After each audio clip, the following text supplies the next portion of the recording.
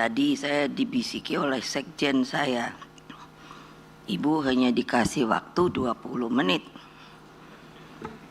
Jadi saya terus pikir kan, karena saya selalu suka maunya saya. Kalau di partai saya bisa sampai 3 jam kasih yang namanya kebangsaan dan lain sebagainya. Jadi tadi sambil duduk saya menyindir Pak mau parar siahan, karena waktu saya baca di sini kaget karena belum belakangnya.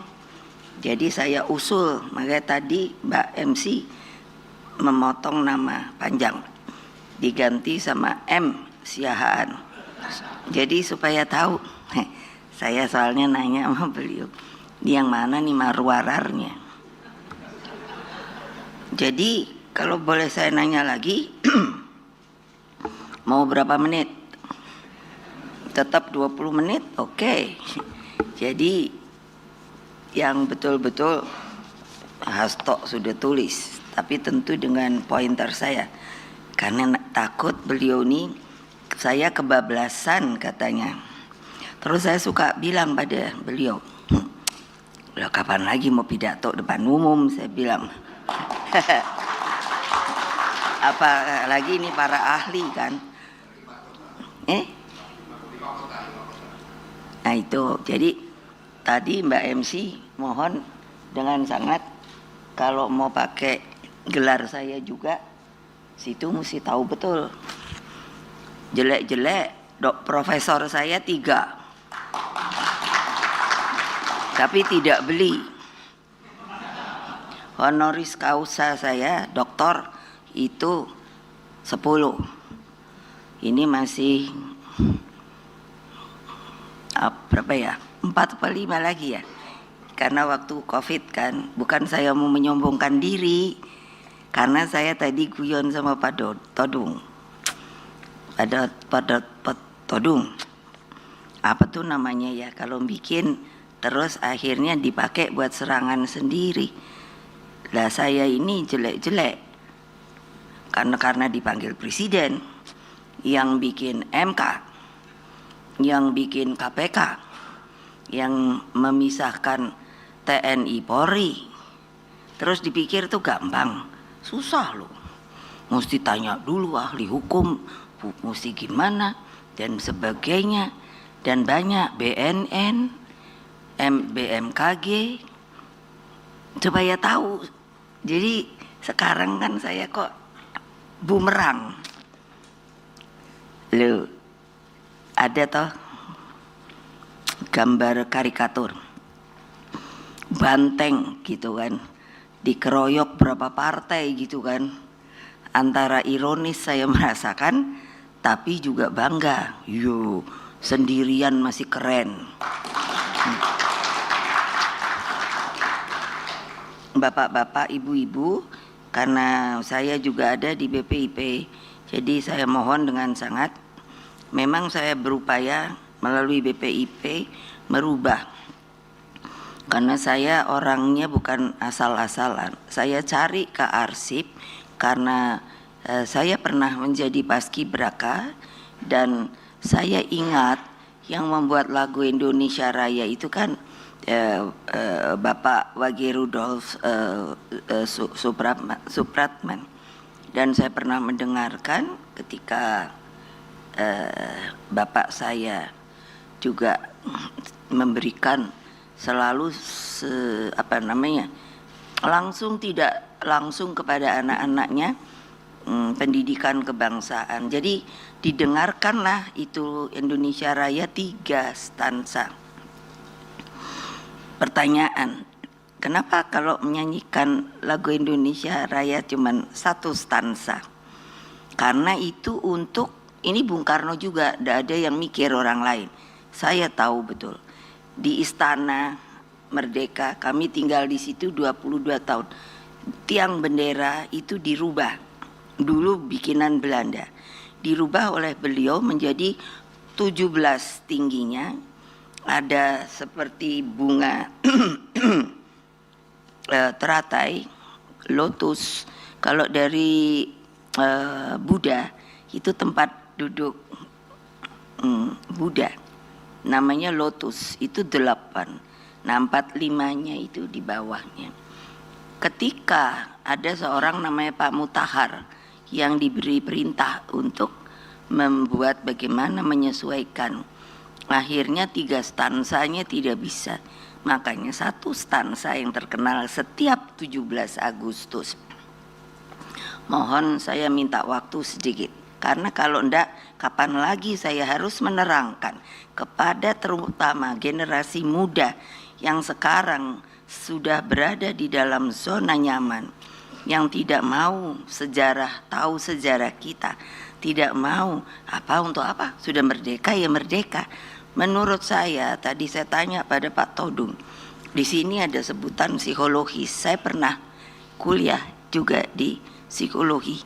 Jadi, apakah ini adalah sebuah perubahan peradaban dari bangsa kita?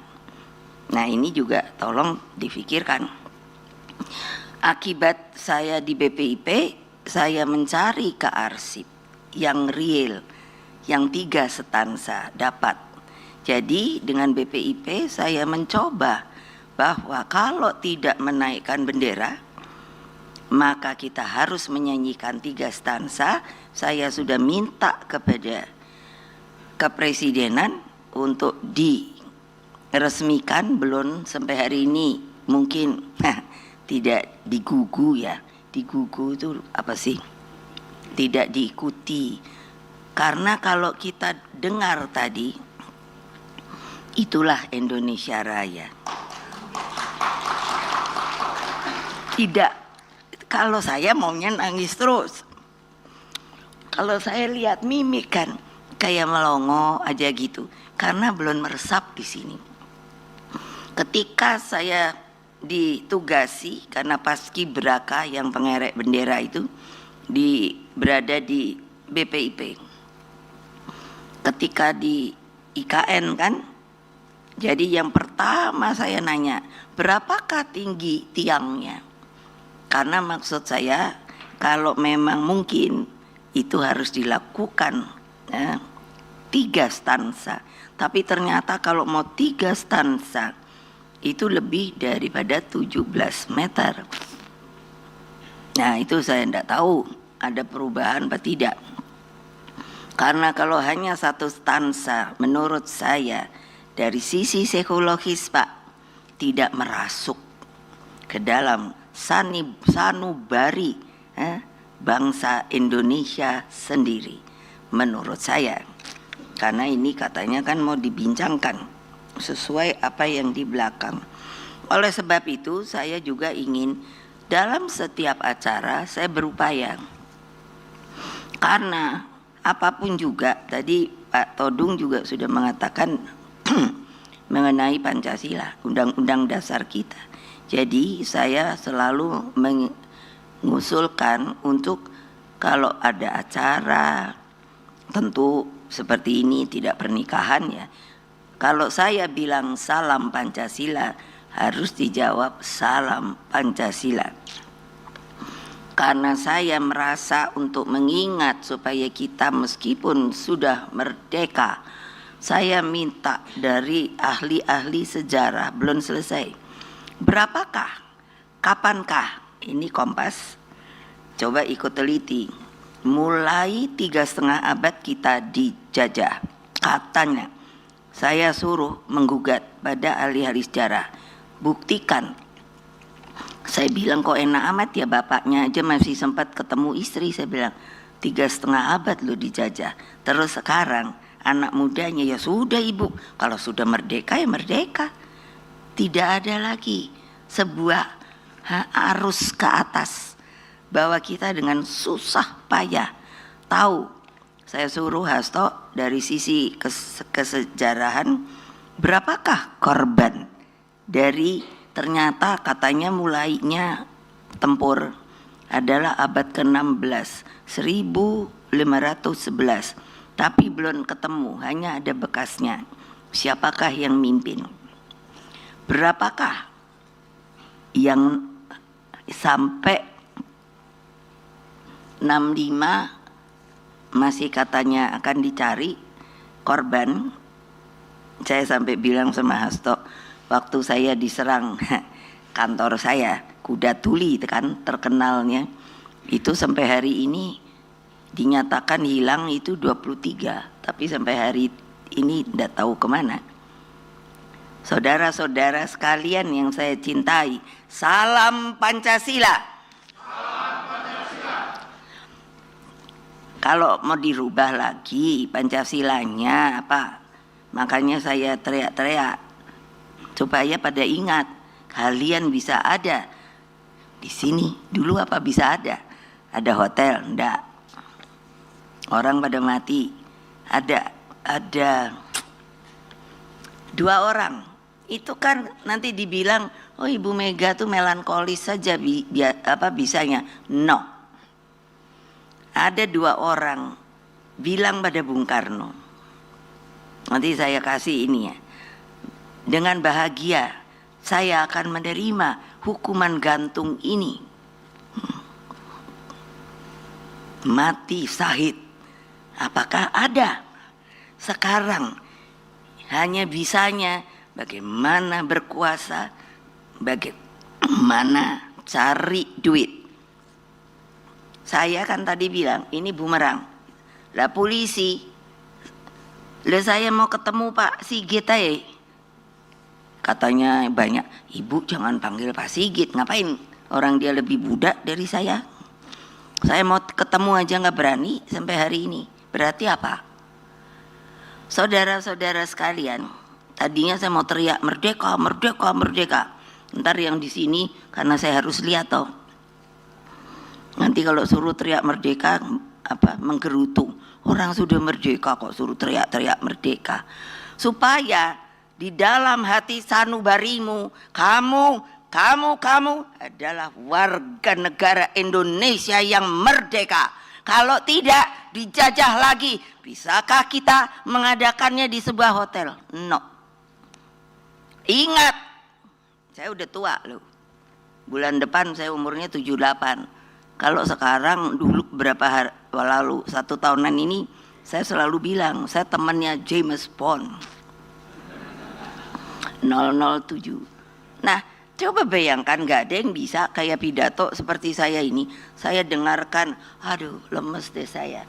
Jadi dari sisi psikologis yang saya juga ingin tolong bantu saya. Bagaimanakah yang harus membuat seseorang dengan pergumulan yang dapat betul menjadi seorang leader. Bung Karno, saya kan kebetulan kenal semua. Bung Karno, Pak Hatta, Pak Sahri, semua tuh kan dipanggilnya Bung, Bung, Bung, Bung. Saya tanya pada ayah saya, why? Supaya tidak ada batas.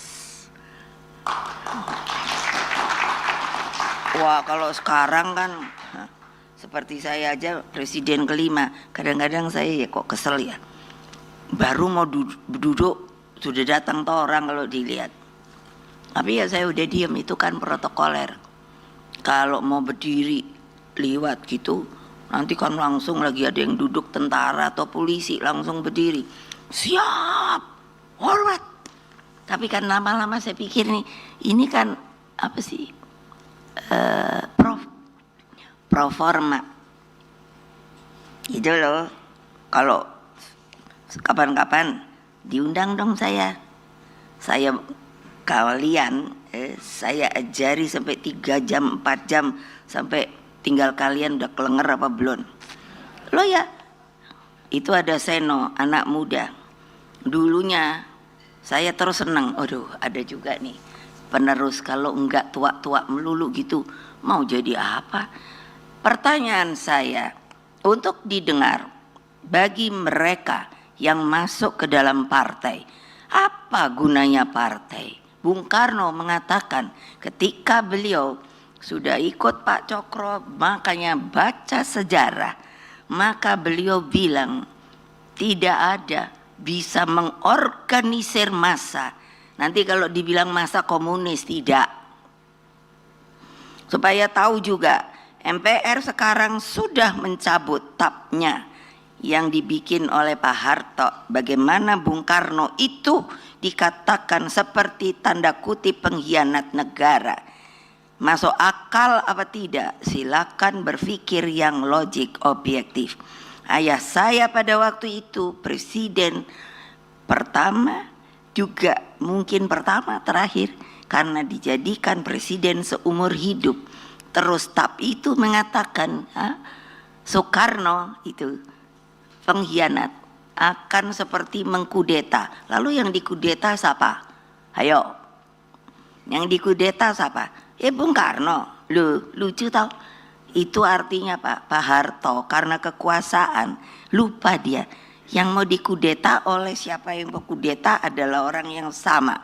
Lalu dibilangnya bekerja sama partai terlarang komunis. Pertanyaan saya, kenapa Bung Karno bisa dijadikan presiden seumur hidup? Karena mana mungkin Bung Karno kalau mau cari teman yang terlarang. Pakai logika.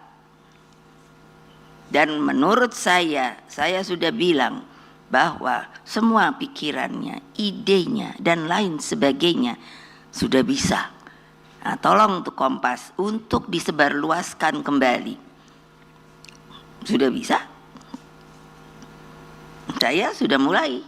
Supaya rakyat Indonesia dimanapun kamu berada, kamu seharusnya mengetahui ide gagasan dari presiden pertama kamu yang telah dijatuhkan dengan cara yang tidak baik. Apakah, nah ini ada terusannya ke sini. Apakah yang ditulis di sini itu akan terjadi lagi? Terserah. Saya selalu bilang, kalau kalian sudah nyaman lalu takut, terserah. Saya hanya menitipkan apa kata-kata saya yang saya omongkan karena saya dapat dari Bung Karno. Gak ada Bung Karno, gak ada negeri ini. Tahu kenapa? Saya sampai bilang sama ayah saya, kesian Bung Karno, gak pernah pacaran dia. Pacarannya sama penjara. Ketika dia membuat sebuah partai pertama, kalau tidak salah itu yang kedua mungkin, tapi kalau saya ingat itu pertama, Partai Nasional Indonesia, apa hadiahnya? Keluar masuk penjara. Apa itu enggak gagah? Menurut saya itu seorang berwibawa. Oleh sebab itu Pak Todung dan lain sebagainya, tolong pikirin, bantu saya. Untuk menjadi seorang presiden di Republik Indonesia ini ternyata tidak mudah. Selain harus pintar, visioner, penuh yang namanya ide, tapi juga cinta pada negerinya. Saya ini sampai bingung. Lah saya iki apa yo salahe? Kan gitu toh, sebagai manusia biasa. Saya nanya, ngomong maunya sama Kapolri. Loh, saya warga negara enggak? Saya kan gitu. Ada, boleh deh cari tayangannya, terbuka. Karena katanya saya mengintimidasi Kapolri. Yeah. No iya, saya kalau ngomong emang gini, tapi cespleng gitu loh. Artinya enggak manis-manis, enggak dak gitu. Kenapa? Loh itu kebenaran. Orang kan sekarang senangnya poles-poles. Saya enggak, karena bukan buat saya. Bagi diri saya sudah selesai. Ini bangsa dan negara saya, titipan dari bapak saya. Nah, jadi omongan saya enggak mau didengarkan enggak apa-apa. Tapi kalau tidak didengarkan, saya yakin Indonesia akan menjadi dikuasai lagi oleh siapa? Dipikir penjajah enggak ada, masih tetap ada. Tapi tidak dengan cara dulu. Pasti bisa dengan teknologi dan lain sebagainya. Silakan, mau jadi orang dijajah, saya enggak mau. Saya bilang sama anak cucu saya, jangan sekali-kali mau dijajah kembali. Kita adalah negara di antara negara di dunia, negara yang merdeka. Nah, tepuk tangan aja kan kelihatan dong nggak meriah. Itu menunjukkan di sininya loh. Betul. Jangan lupa saya bilang, saya pernah kuliah di psikologi. Kalau saya lagi gini, itu saya lihat, saya kritik makanya Mbak untuk membetulkan. Bukan begitu, lebih baik ya Ibu Megawati aja. Saya nih lihat semua, mana yang mengikuti saya, mana yang lagi mikir pacaran. Begitu didikan saya. Jadi suruh apa kalau saya sebagai keynote? Ibu-ibu gitu. Udah Bu, boleh cantik di partai saya, boleh cantik, tapi juga seperti saya dong. Wah, saya bisa jadi presiden, mengalahkan laki-laki. Kan ada juga itu tulisan, waduh, banteng betina, tidak bisa kalah sama apa namanya itu, ada deh, saya baca. Terus saya ketawa, lo mana ada banteng betina ya. Anak buah saya dulu kalau ada gambar betina, gambar banteng, dikasih ini anting-anting. Coba, terus saya suka ngomongin, emangnya saya banci apa ya? Lah ya, banteng mana ada pakai anting-anting. Nah, ini titipan saya, tolong pikirkan deh, jangan enak-enak deh. Ini aja Suriah, saya diajari bapak saya ilmu geopolitik, jadi saya sekarang tuh bisa melek. Hanya tidak politik yang kayak sekarang ini, enggak. Orang katanya berpolitik, saya tuh sampai lihat apa saya ini. Saya pernah dulu zaman Pak Harto dipanggil polisi 3 kali, kejaksaan, terus sampai dari jam 8 pagi sampai hampir malam jam 8 lah. Saya datangi sebagai warga negara. Terus saya nanya, ini saya ini mau ditangkap atau apa gitu. Jadi menurut saya rasa takut itu ilusi, tahu. Lah saya datang ya nggak diapa-apain karena saya bisa menyatakan kebenaran. Saya nanya dari pertanyaan bolak-balik, yang mana sih sebetulnya kamu mau nangkep saya? Gitu dong, gagah. Saya kalau buat tepok tangan kamu. Nah gitu. Jangan ikutin orang. Kan saya sambil lihat nih ibu-ibunya. Oh, ibu-ibu sekarang. Saya itu kan ditawari. Oh, apa itu namanya? Glowing gitu loh. Buat muka-muka gitu kan. Boleh. Tapi juga sininya dong. Buat kayak Ibu Kartini, kayak Laksamana Malahayati. Wah, kemarin ini diminta Ratu Kalinyamat. Nah, kalau kalian cuman dandan pakai bedak-bedak glowing, kalau ditanya gugup nggak bisa pidato apa, aduh malu udah gua. Sebagai perempuan, berarti saya ini berarti memang badannya aja perempuan. Tapi laki-laki juga banyak kok penakut. Gile.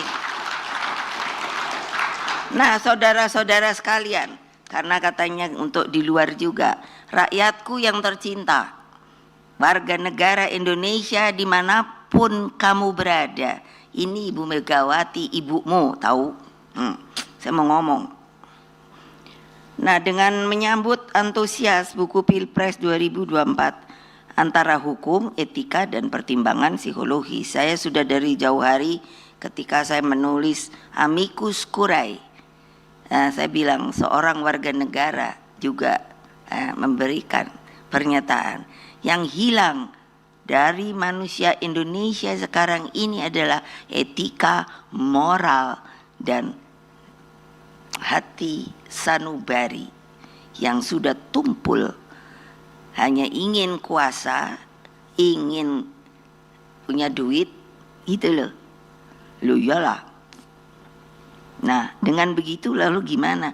Yang bilang kemiskinan, yang bilang opo tuh supaya semua anak bisa bersekolah apa-apa.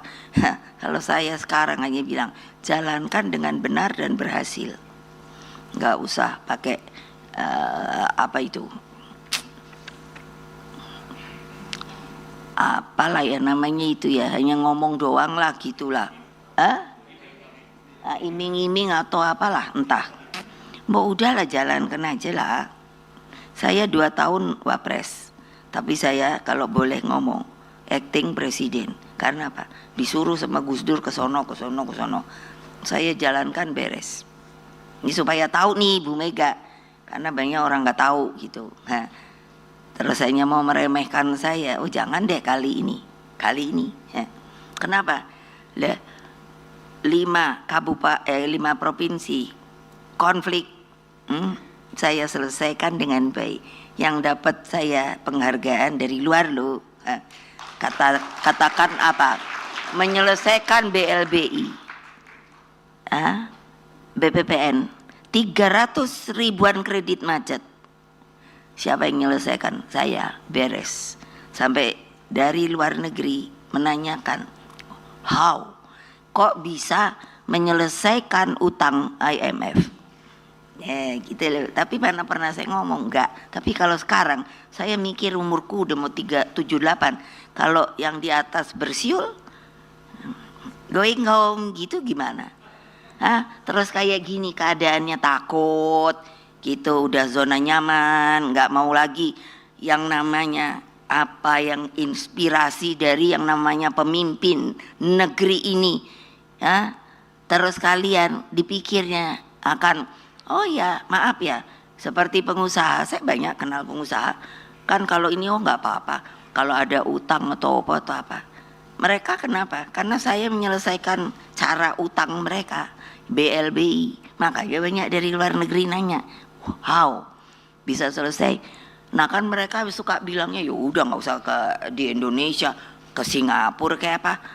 It's up to you, but lo orang mana gitu aja kalau saya. Nah makanya ini udah mesti selesai ya. Ngomong Mbak kalau udah mesti selesai. Ya saya potong aja. Jadi buku ini menjadi saksi tentang keadilan yang dikalahkan oleh kekuasaan. Buku ini juga menjadi bukti bekerjanya pemilu elektoral dan demokrasi prosedural. Makanya saya tadi mikir apa yang kurang. Saya presiden yang menjalankan loh pemilu langsung. Udah gitu bukannya kita yang ngomong, orang luar dinyatakan sebagai pemilu yang demokratis. Jadi bukannya saya mau pakai pujian-pujian, enggak. Karena saya jalankan sesuai kekuasaan saya sebagai Presiden Republik Indonesia gitu, nggak kayak sekarang. Makanya kok saya jadi bumerang, enak aja. Gawat deh. Iya betul gawat. Buku ini juga menjadi bukti bekerjanya pemilu elektoral dan demokrasi prosedural. Ya memang iya pura-pura demokrasi. Tapi padahal enggak. Mereka yang merasa tolong akulah, enggak bisa ditutup-tutup karena namanya kesalahan, enggak bisa diperbaiki, pasti ada buktinya. Melalui pemilu elektoral, suara rakyat menjadi objek kekuasaan. Atas nama elektoral, seluruh penggunaan instrumen dan sumber daya negara dilegalkan. Saudara-saudara sekalian, tadi atau kapan ya, Mbak Ani, Menteri Luar Negeri, Menteri Keuangan sudah mengatakan loh, defisit kita berapa? Itu tahu nggak? Yang saya dakdikduk, karena saya mengalami ketika krisis itu, yang saya bilang BLBI itu bisa saya gerakkan kembali dengan berhati-hati. Yang namanya keuangan itu saya tata. Kamu pikir dah kalau udah mau bayar utang gimana atau apa, dolar udah naik. Nanti saya jangan dibilang provokator sama yang berkuasa sekarang ini, enggak. Kenyataan, gitu loh, gila deh. Atas nama elektoral, seluruh penggunaan instrumen dan sumber daya negara dilegalkan. Sedangkan demokrasi prosedural hanya menjadi basis legitimasi pilpres yang sebenarnya telah cacat. Saya bilang MK saya yang bikin, iya toh? Lah kok jadi yang bumerang tuh kan gini, maunya saya kan baik-baik gitu ya. Wah ini Pak Siahaan Mbok juga punya gitu loh, yang namanya Masa nggak malu ya yang namanya itu opo Hakim MK. Pak Jimli boleh panggil. Suruh ngaku dia. Saya jadikan dia MK pertama kan. Saya Presiden Republik Indonesia sampai saya nyari sendiri gedung untuk melihat MK itu, Mahkamah Konstitusi itu berwibawa di dalam ring 1 loh, di jalan apa kuwi? Nah itu saya yang nyari. Pak Jimli, kamu jadi jaga ini supaya tetap berwibawa. Hai, sekarang melehek. Bilang, udah dah, kalau jadi hakim jangan dah terima duit. No, pada diem tau, nggak berani gitu. Mbok bilang, iya itu bener bu, gitu. Pada diem, lihat takut. Duh, saya ngomong bener. Loh, padahal saya bilang itu Pak Jimli, suruh panggil. Oh iya mbak gitu, iya loh, udah keren loh kamu. Kenapa sih dibikin MK? Karena waktu itu saya tetap minta reformasi, bahwa MPR itu jangan diturunkan kayak sekarang. Tapi pada nggak mau, nggak tahu kenapa. Saya bilang itu tentu harus menjadi tertinggi, gitu loh. Majelis Permusyawaratan Rakyat. Jadi makanya jangan pakai pendek-pendek itu. Beda dengan Dewan Perwakilan Rakyat. Majelis aja kan udah kerasa gitu. Wah ini pasti orangnya tuh, wah saya mikirnya gitu. Dan itu urusan ketatanegaraan gitu maunya saya. Gak ada ya sudah, Mahkamah Konstitusi ya kayak gitu juga gitu. Nanti kalau ada yang mau ini komplain, terus saya mau ditangkap sama polisi, nah saya akan suruh anak buah saya ikut. Ketika saya dulu dipanggil ke kejaksaan, mereka pada nungguin saya, diam kamu di kejaksaan. Kalau nanti ternyata ibu mau dihukum, baru kita lawan. Lawan loh. Demi apa? Konstitusi yang sekarang sudah dijelek-jelekkan, tapi nggak ada yang berani ngomong. Gitu. Emangnya presiden dibikin oleh siapa sih? Ayo saya nanya, jawab kalau berani. Ya makanya gitu loh. Makanya intervensi keputusan MK nomor 90 telah dicatat sejarah sebagai palu godam yang meruntuhkan marwah Mahkamah Konstitusi. Lah memangnya Mahkamah Konstitusi itu yang jadi jelek gedungnya, rumahnya? Enggak dong, orangnya dong. Iya Pak, teriak benar gitu loh. Jangan melongok kayak gini wae loh. Karena apa? Dalam batin kalian ini sedang saya apa? Di ilmu psikologi ada namanya menembus jiwa orang.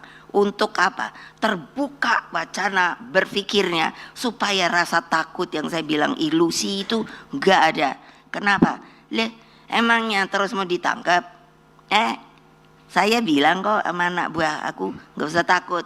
Kalau kalian ditangkap aku datang kok.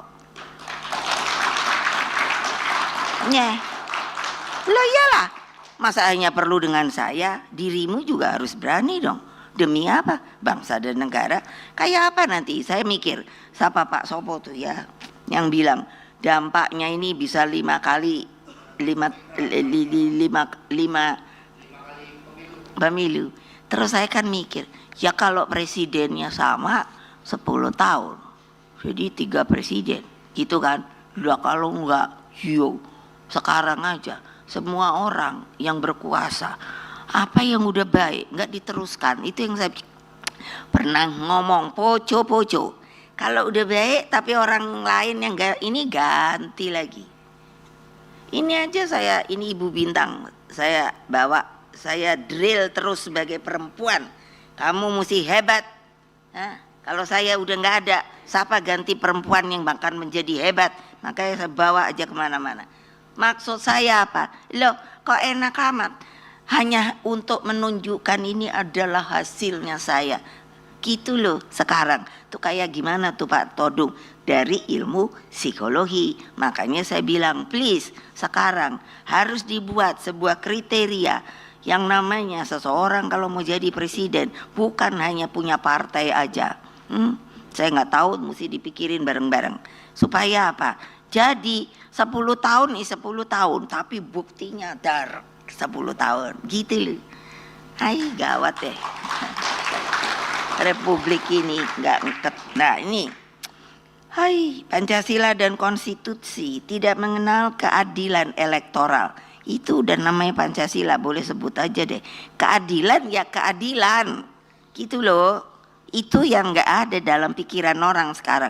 Semua mau naik pangkat supaya gimana ya? Oh ya, harus nurut sama orang berkuasanya supaya dapat reward. Setelah itu di situ kan supaya gampang ya tempat itu, bahwa ada duitnya apa enggak. Kenapa saya bisa tahu seperti itu? Pengalaman. Saya ini multi pengalaman untuk republik ini loh. Jadi saya tahu orang ini kayak gini, oh orang ini kayak gini. Hai, gawat loh. Keadilan ya keadilan, tidak ada makna atau tafsir lain. Keadilan lahir dari pemikiran jernih, hati yang bersih dan lepas bebas dari segala bentuk kepentingan. Jadi harus juga selesai sama diri. Lucu gak? Boleh dah saya ngadu. Jadi saya tuh mikir, oh kayak gitu, saya tadinya nggak tahu. Saya disuruh pegang, namanya juga BRIN, Badan Riset Inovasi Nasional. Tadinya saya pikir kalau gitu gaji saya 2 dong gitu. Nggak taunya cuma 1, coba. Ya, aku bilang, jadi saya ini nggak ada gaji, kata Mbak Ani, karena Mbak Ani juga ex officio masuk. Nggak ada Mbak, katanya. Kalau lagi berdua, kenapa nggak ada? Lah terus saya nganggur gratisan. Ya gitu. Wah kalau gitu mau ngomong dah, aku mau ini resign gitu kan. Nggak boleh, tapi nggak boleh gaji. Yang lebih lucu supaya tahu, saya wapres presiden, terus kan nanya ya otomatis pensiun wapres sama presiden itu ngambil di mana gitu kan, karena saya kan nggak pernah ngurusin. Terus dari seknek, ibu harus milih, maksudnya iya karena pensiun tuh 1 loh. Jadi saya selama wapres itu terserah ibu mau yang mana. Ya saya juga mikir dong. Nggak taunya antara wapres sama pensiun presiden bedanya cuma sauplek. Nah lo jangan ketawa lo, biar tahu kalau jadi presiden dipikir enak. Bener gak? Terus gaya ibu nanti, bukan saya aja, semua presiden. Nah kayak sekarang lucu lagi supaya tahu nggak, bapak saya presiden pertama Republik Indonesia, pahlawan nasional, proklamator, bapak bangsa, nggak punya rumah, tahu nggak? Rumah dari pemerintah. Ini lagi diurus nih. Aku bilang gile deh Indonesia nih. Keren tau. Jadi nggak punya. Jadi kan saya lagi mesti ngurus lagi. Udah gitu Bu ya kasihin aja gitu. Ini juga presiden gitu. Gitu aja ngurus aja. Segala semua jadi birokrasi itu makin panjangnya berapa kilometer. Lo ya dong. Itu hak. Betul apa tidak? Awas lo ya kalau nggak teriak-teriak. Nanti hak kamu pula saya buang. Gitu. Lo ya lucu deh. Yang jadi sekarang aduh capek banget sih. Udah nggak, tapi itu udah dicabut. Sekarang mesti ngurusin rumah lah, gaji nggak pernah diberikan ternyata. Karena waktu itu ada TAP itu bahwa Bung Karno adalah pengkhianat bangsa. Aku bilang pada gila deh nih orang. Apa sih sebenarnya orang udah tahu Bung Karno itu buat negara ini kalau nggak keluar masuk, yang saya bilang dia nggak pacaran masa mudanya. Kasihan banget ya bapak saya. Nah jadi mesti gimana dong? Jadi keadilan lahir dari pemikiran jernih, hati yang bersih dan lepas bebas dari segala bentuk kepentingan. Frasa pertama dalam setiap keputusan hakim selalu diawali dengan demi keadilan berdasarkan ketuhanan yang Maha Esa.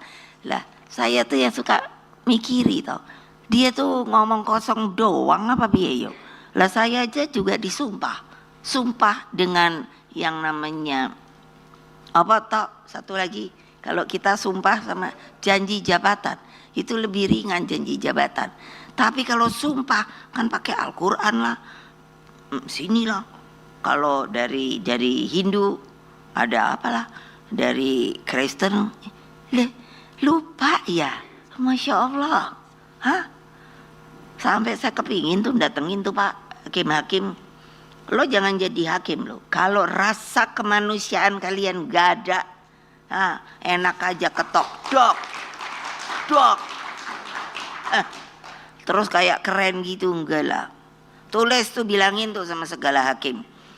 Loh, suruh ngomongnya gini, presiden kelima ngomong gitu, yang bikin MK. Nah itu Pak nggak bumerang sama saya. Maaf ya, saya sebut nama. Saya waktu sopo namanya itu. Pak siapa? Usman siapa namanya? Lah ya, kan saya juga bingung ya. Ngapain dia yang jadi? Siapa dia? Saya belum tahu loh. Saya nggak ngurusin kan. Tapi kan saya kalau lagi kepingin tahu pasti berhasil. Dibilang, oh beliau begini. Terus saya pikir, ya saya rasanya, tahu deh. Yang namanya hakim-hakim MK yang senior, yang bagus. Saya garuk-garuk kepala. Nah setelah tahu latar belakangnya, saya mulai mikir ini ada apa toyo. Nah itulah yang saya sebut tuh MK nomor 90 ini Tan. Lah kok gitu loh, gimana sih mbok ya gagah gitu loh. Sampai ingat yang nyariin gedungnya. Sampai saya pikir gimana yang ngebalikin gedung tuh biar jadi gedung apa, nggak usah MK ditaruh di mana gitu. Lo bener dong. Capek presiden masuk nyariin gedung. Kan udah aja suruh sopo kayak seknek ke opo. Seknek aja tahu nggak tadinya entah mau ditaruh di mana. Saya bilang enak aja. Ini lembaga yang bermartabat loh. Aku bilang iya. Nanti aku mau ketemu bilang sama Bang Jimli, bilangin tuh sama warganya, jangan gitu dong. Ayo kalau udah diambil lagi gedung MK mau apa ayo? Ya ketawa lah Pak. Lo ya betul dong. Kita ini mesti punya martabat tuh, udah dijadikan sebuah pengadilan kan, betul nggak? Iya, dengan palu yang kayaknya keren gitu. Dulu tahu nggak, saking saya mikir nih MK gitu ya, jadi kan wah gitu. Palunya tak untung nggak jadi. Mau saya lapis emas tahu nggak? Bener loh. Wow, supaya lain sama yang lain pengadilan kan. Aduh untung enggak. Lah ya untung enggak. Bener loh, saking saya tuh kayak bapak saya tuh kan seniman, kita tuh jadi kecipratan lah. Jadi kan maunya keren-keren gitu. Hai, aku lihat terus saya menyesali nasibku sendiri. Ngapain gua digituin ya? Padahal gua bikin keren-keren loh. Nggak ada yang nolongin saya, semua bungkem. Kalau saya bilang sama Pak Ahok, dulu kan dia tuh cerewet banget, makanya lu jadi masuk penjara, tahu? Gue bilang. Gara-gara, jadi kalau ketemu saya sampai hari ini kan ngikut di partai. Kalau ketemu saya, Ibu, gitu loh, saya itu sebelum, karena saya selalu kalau dulu langsung gini. Saya suruh pakai selotip supaya jangan banyak ngomong gitu. Terus kalau sekarang kebiasaan, jadi kalau ngelihat saya langsung ya gitu saya. Gila nggak? Ada orang bagus-bagus digituin. Gila dah. Saya nggak takut. Saya begitu. Tadinya mau dimasukkan tahanan mana? Nih supaya saya nggak semuanya ini. Supaya tahu deh. Ini republik kita, tahu? Bukan republiknya seseorang. Waktu Pak Ahok, lah saya bilang orang nggak salah. Ternyata kan benar dipotong-potong sama namanya Buniani. Dia pula masuk ke tahanan. Ya iya. Terus wah, yang namanya Kak Hakim. Terus suruh masuknya ke situ Pak, Ngediku, Cipinang. Saya diam-diam ngikutin tuh. Mana ada Pak? Tadi Pak Jarot. Mana dia? Nah, yang saya perintahkan kan, terus diikutin. Nah, digebukin sama kriminal ini si Ahok. Jadi masuk 5 menit, udah gitu diam-diam suruh jalan belakang. Ditaruh, aku minta di polisi. Lo taruh nih orang karena saya tahu. Saya punya rekaman aslinya. Nah, bahwa dia tidak menghina seperti itu. Dipotong-potong, ternyata benar. Baru keluarlah dia. Saya sering datang tuh ke tahanan di situ polisi. Nanti kalau saya datang sekarang ke sono, saya pula yang ditahan. Gawat dah. Lah ya benar nggak? Kan namanya apa? Sukarela. Lo kalau dipanggil kan sampai 3 kali, kalau nggak baru ditangkap toh?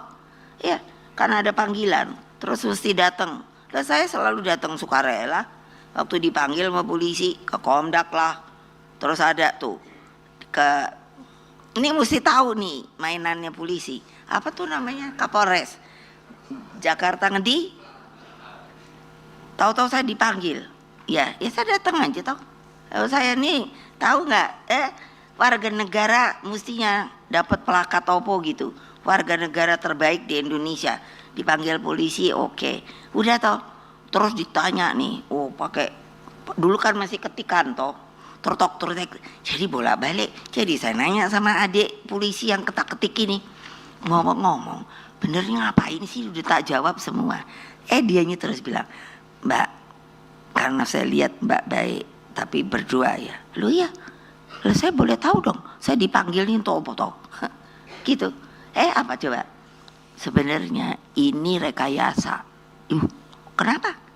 Yang namanya Kapolresnya itu sudah masuk nominasi untuk jadi ajudannya presiden.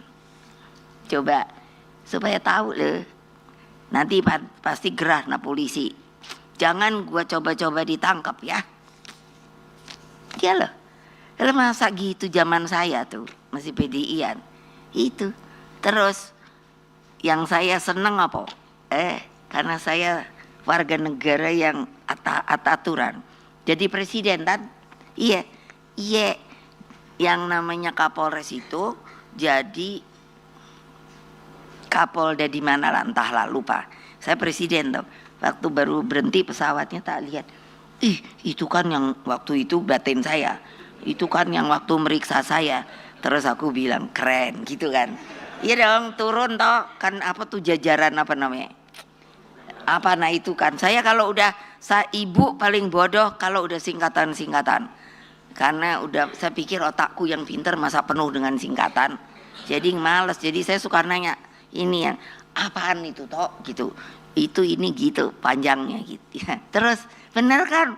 Keren dong, turun dong Presiden Republik Indonesia kelima. Dia katanya kayak kelihatan kayak udah bingung kan. Kapolda kan semua gubernur gini. Salaman sama gua. Saya terus pikir, aku salamin apa enggak ya? Gitu kan. Loh iya dong. Kan bisa saya jahil. Tapi saya pikir kasihan nih Kapolda kan, belum tentu semua orang tahu. Salaman. Apa kabar Pak? Keren tau. Aduh nih sandiwaranya Republik Indonesia supaya kalian tahu. Tepuk tangan. Gila. Nah, kejaksaan. Coba gimana? Aku bilang pada gila nih semua. Datang suruh jalan belakang. Padahal aku udah diomongin. Supaya tahu jadi putus-putus dari ini mau ku bacain semua. Kenapa? Supaya kalian tahu. Inilah realita Republik kita loh Pak. Apa? Liwat belakang. Kan namanya Gedung Bundar. Diperiksa di situ loh Pak. 8 aku ingat. Ada satu perempuan, ada satu pakai komis gitu.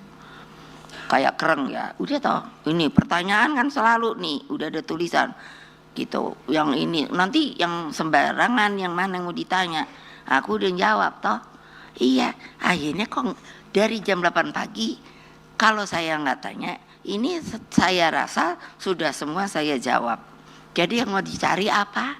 Saya bilang, para bapak ibu kan, belum selesai katanya, masih ada satu pertanyaan.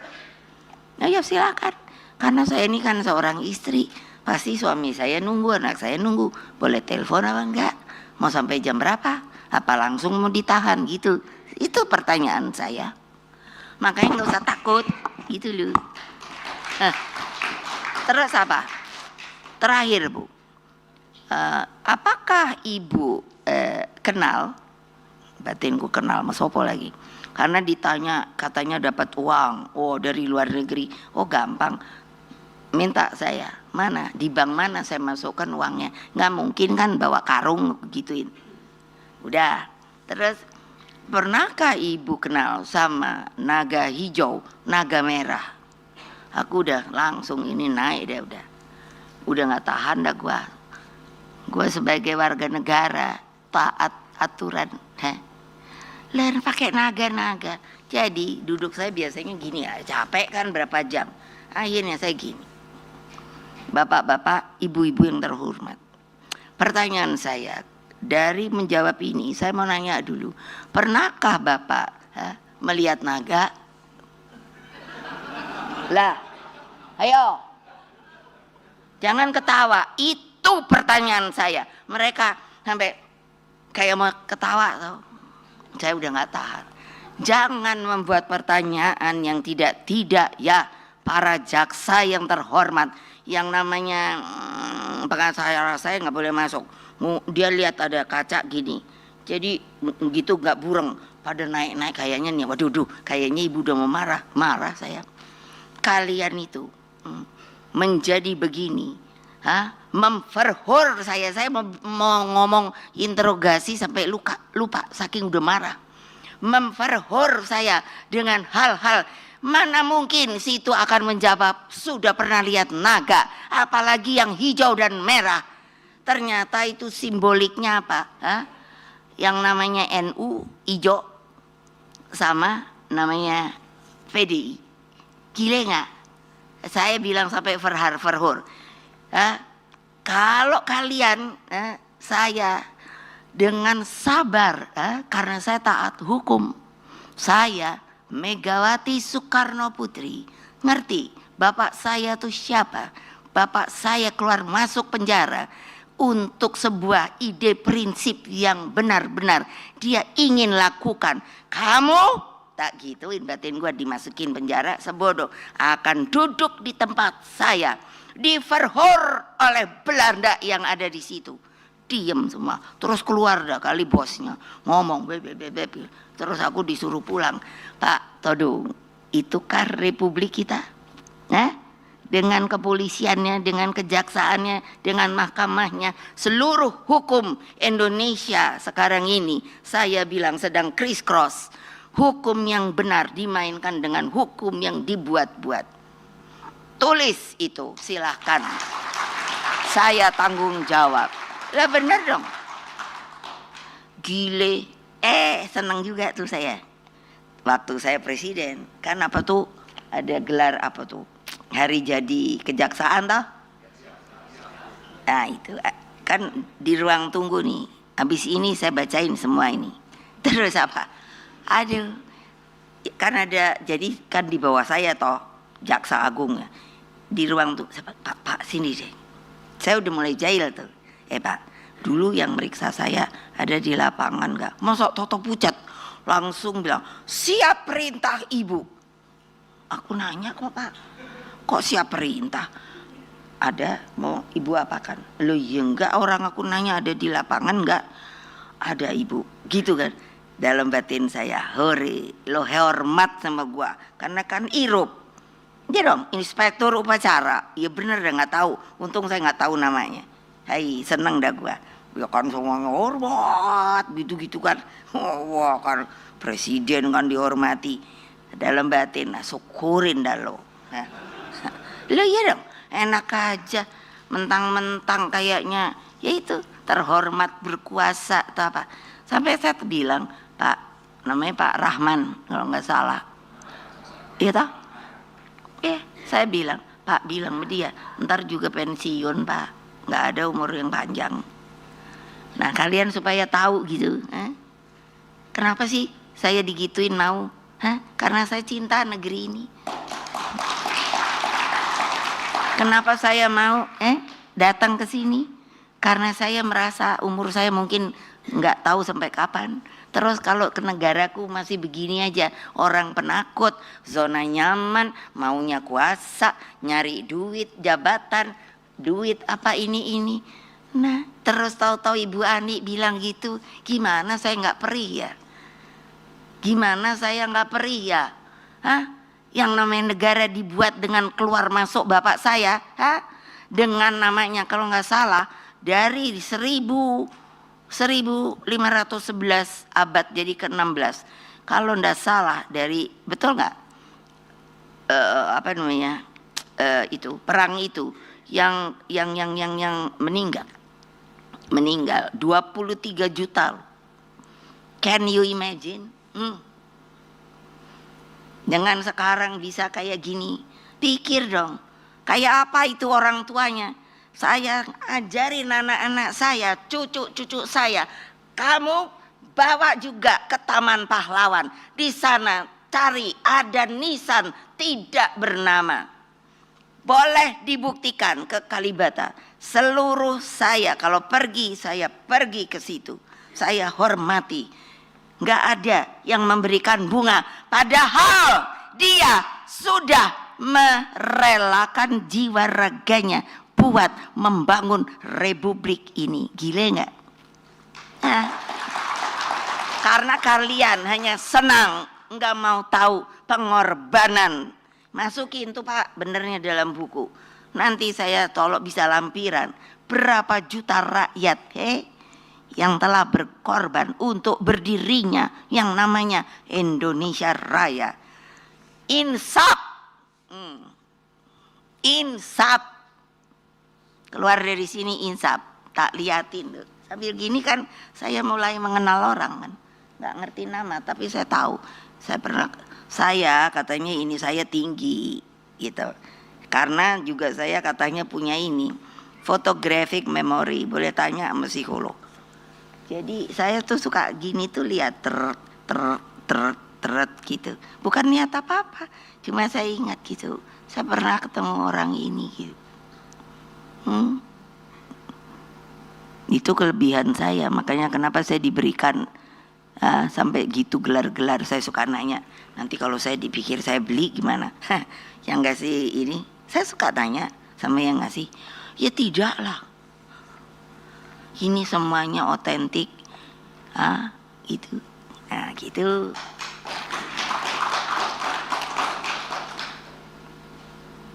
Nah jadi tolong diingatkan tuh hakim-hakim udah disumpah. Saya bukan Gusti Allah, dengan sumpah pakai Al-Quran. Kalau Islam artinya kan dia bertanggung jawab ke sana loh. Jangan lupa. Lo ya bener. Lo bener lah omongan saya. Kalau enggak ya jangan mau disumpah. Tapi berarti nggak jadi hakim, no? Kenapa disumpah? Kan saya suka nanya. Karena dia harus mencitrakan keadilan. Aduh, aku bilang gile ya. Kok cantik banget, nggak takutnya dakdok. Palu godam. Nah gitu loh. Jadi kan gimana?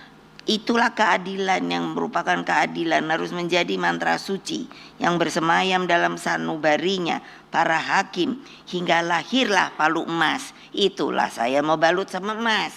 Untung gua nggak bikin dah. Ntar kapan-kapan palunya dijual juga. Aduh gila dah. Gawat nggak? Ya ini kan didengerin berapa kota? Nah, dengerin dah. Jadi juga tolong ingat, hakim itu juga manusia tahu, presiden itu juga manusia tahu. Semuanya dicatat. Kalau Islam di sini ada 2 malaikat. Betul apa enggak? Kalau nggak percaya tanya.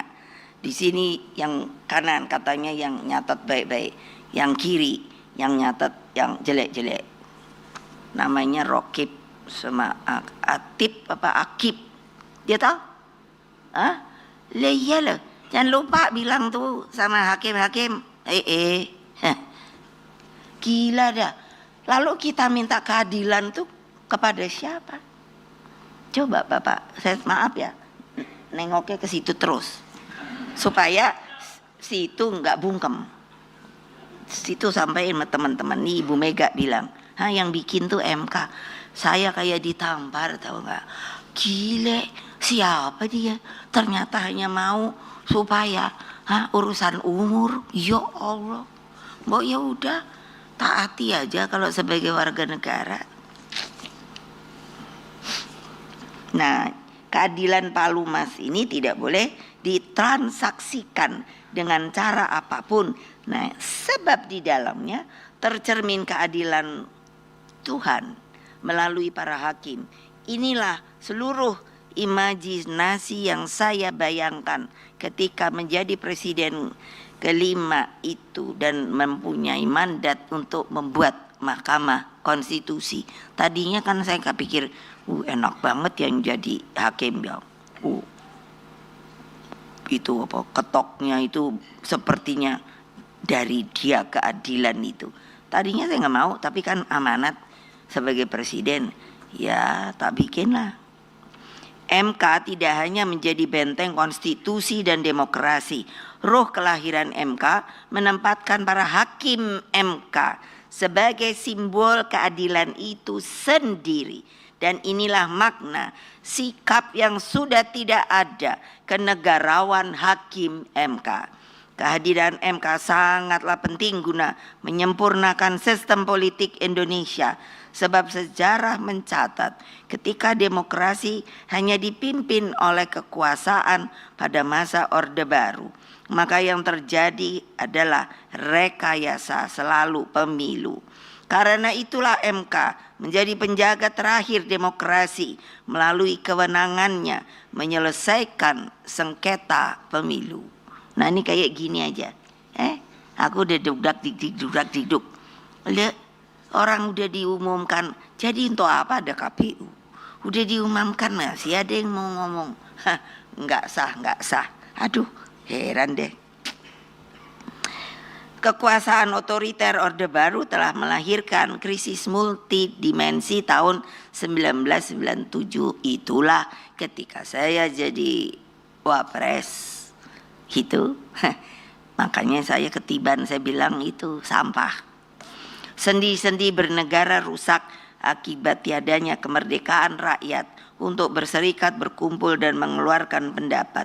Krisis berhasil saya selesaikan melalui proses saya menjadi presiden sampai tahun 2004. Dalam kehidupan demokrasi saat itu, kita melangkah lebih maju dengan menempatkan kedaulatan rakyat dalam pemilu. Seperti tadi yang saya katakan, itu dinyatakannya sebagai pemilu yang paling demokratis, bukan orang sini, orang luar.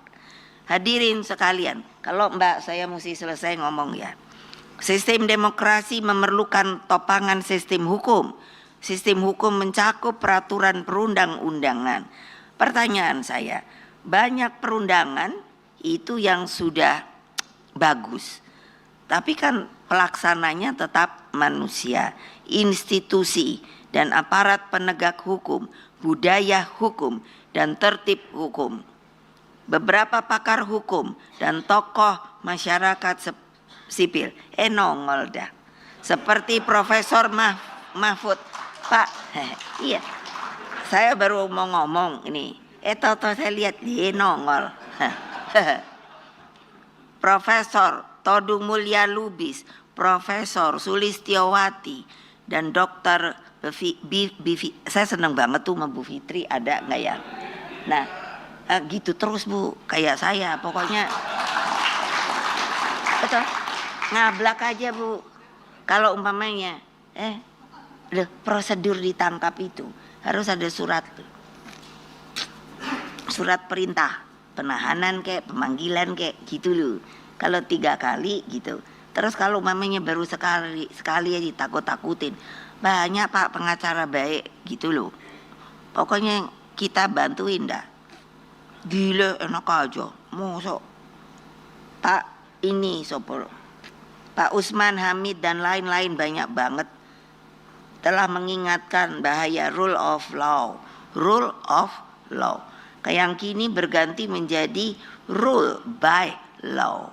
Gitu loh. Komisi pemberantasan korupsi KPK misalnya, yang seharusnya bersifat independen dan telah saya dirikan sebagai garda terdepan pemberantasan korupsi dalam praktek sering terlepas dari berbagai campur tangan kepentingan kekuasaan. Demikian Polri. Pak Polri, dengerin ya. Ya, yang bawah-bawah gitu loh, kan suka kasihan saya lihat, udah capek. Loh, seperti ketika saya tunggu dulu, konflik di Papua itu mau rakyat di sana itu kan mau nyerang itu apa namanya, Freeport. Jadi saya kan disuruh ke sana gitu loh. Terus yang kasihan apa? Masa itu kan ada Pak Teis ya, iya. Padahal dia itu ada 4 orang. Jadi saya menyimpang lagi karena terus ingat supaya tahu. Ada 4 orang. Pak Frans Kaisepo, Pak kok bisa lupa, Pak Teis, ada 2 lagi. Tadi kemarin udah ingat, sekarang lupa lagi. Yang menjadi penggerak yang disuruh oleh Presiden Soekarno mematangkan untuk perebutan Irian Barat. Lah, tapi yang anehnya gak ada loh jenderal itu yang ditangkap. Selalu kan kerocok yang ditangkap. Ya loh, karena alasannya dia yang melakukan dan itu salah perintah. Kesel saya. Masa gitu? Hanya dengan, lah ya terang dong, dianya menjalankan perintah. Kalau nggak jalanin perintah, diturunin pangkat. Makanya aku panggil, Polri, aku ini yang bikin kamu Polri, ini aja saya suruh, fraksi saya. Coba sih pingin tahu reaksinya. Nanti kalau kayak gini terus udah masukin ke Mendagri. Gelisah toh?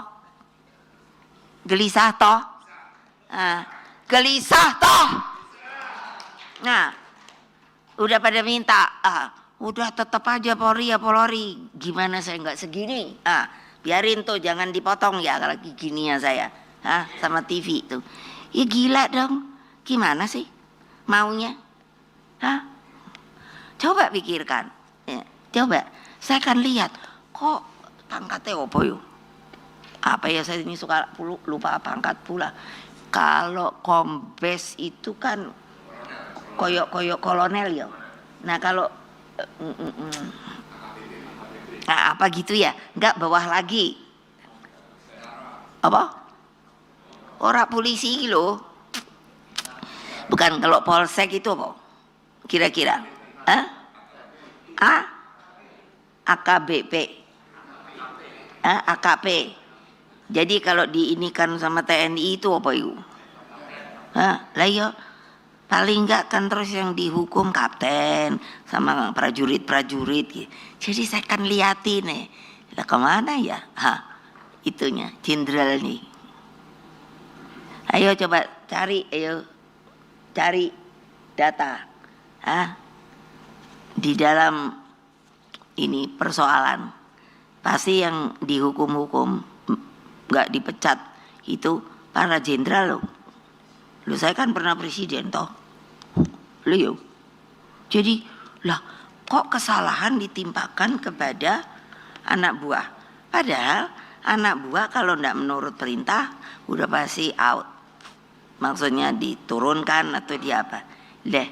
Selalu bilang, ya itu makanya saya kalau saya dapat penjaga, mana dia tuh orangnya. Nah tuh ada 2 orang gitu tau. Nanti kalau mamanya lengah udah dibilang katanya salah. Terus hanya siap. Jadi kalau mereka saya suruh gitu, terus langsung siap ibu. Tar dulu, kamu siap bego atau siap ngerti?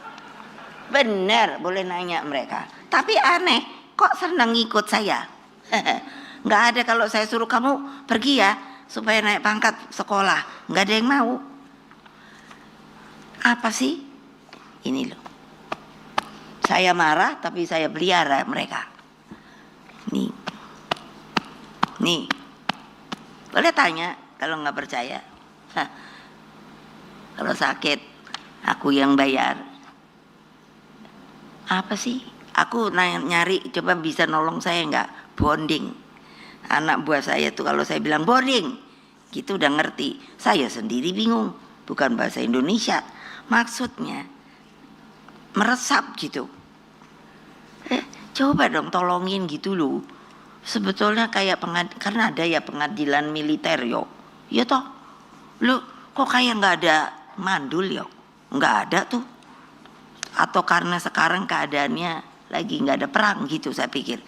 Lah, tapi karena ada. Masa ini kalau yang kami di TSM gitu. Apa namanya TSM toh? Tuh kan. Nah, terstruktur sistematis. Iya. Iya masif. Tapi nggak ada yang berani ngomong. Lah kalau saya kan nenteng aja. Emangnya Gia? Nanti terus dibilang ibu tuh bohong. Mau bukti gitu aja. Hah? Struktur PDI Perjuangan itu sampai punya ISO 3 loh. Artinya apa? Berjalan dengan baik. Itu. Nah saya tadinya aja nggak ngerti ISO itu apa. Saya pikir itu buat perusahaan. Iya betul. Tanya Hasso Toto datang bawa surat. Ada dari ISO Bu, ingin tahu manajemen partai. Saya sampai tanya sama Pak Lauli, boleh nggak ya? Ntar Toto salah pula. Karena pikiran saya hanya buat pengusaha. Lauli bingung pula. Lah kok kamu aja hukum bingung, lah saya apalagi. Tapi nggak ada kok Bu kayaknya larangan, jadi boleh. Bener lo ya, gue kan Pak Lauli dari PDI, lo tanggung jawab lo ya. Kalau dibilang salah, kenapa? Itulah. Jadi jangan kalau ibu tuh diem, dianggapnya nggak ngerti. Hanya saya cinta negeri, nggak kubuka. Klek. Hasil-hasil itu gitu, gawat deh. Nah ini Said, nah ini di sini karena sudah dibuka. Nah Polri, Kejaksaan, MK, MA ternyata nasibnya tidak jauh berbeda. Bahkan Polri dari berbagai laporan yang ada sampai terlibat secara institusional dalam pemilu dan terbukti telah melakukan rekayasa hukum sebagaimana tercermin dalam kasus Sambo. Saya waktu kasus Sambo, saya kan udah curiga, gila deh. Saya tahu forensik, makanya kan aneh toh ya, kok Bu Mega tahu segala forensik lah, opo gitu. Saya bilang ini pasti ada pemalsuan. Saya bertanya pada waktu itu ada orang Polri suruh saya nanya gini, betulkah katanya ada pelecehan? Harusnya forensiknya ada. Mana? Ayo, ya tinggal situlah yang ngomongin. Polisinya harus bilang nggak ada loh. Itu loh. Jadi gimana dong? Terus yang ini ternyata itu salah satu anggota Paskibraka. Itu yang itu aku bilang itu anak yang Gama itu loh. Ini kan kasus. Saya langsung suruh